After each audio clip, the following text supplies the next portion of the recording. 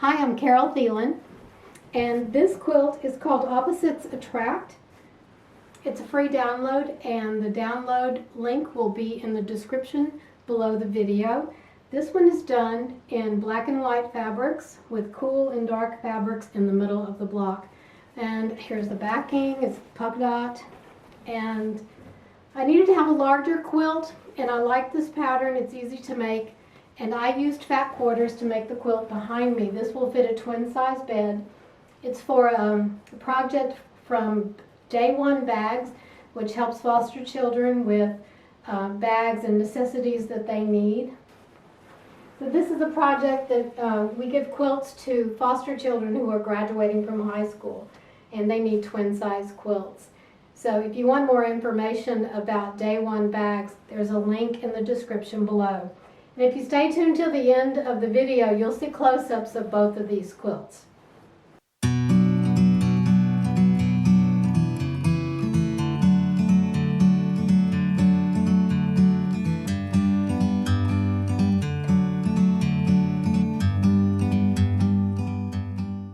This is how you cut the fat quarter. This is the selvage edge, and you cut that off.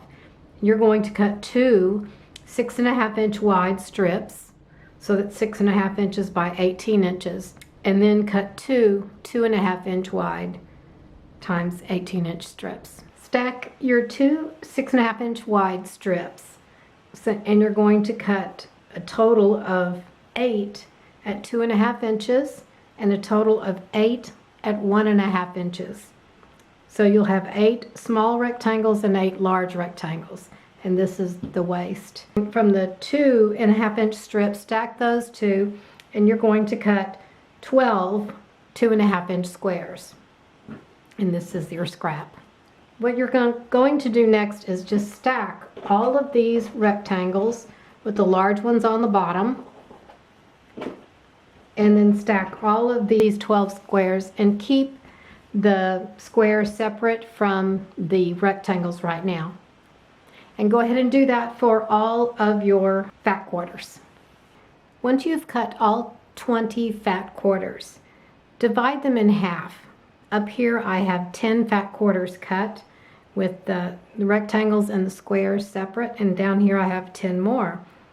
And what I'm going to do is trade out or switch these squares from this stack to this stack.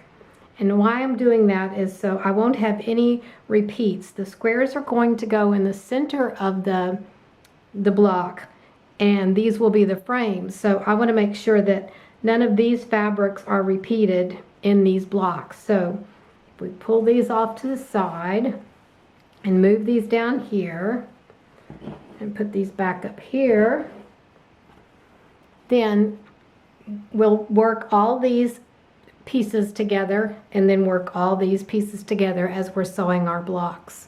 So we'll do that next.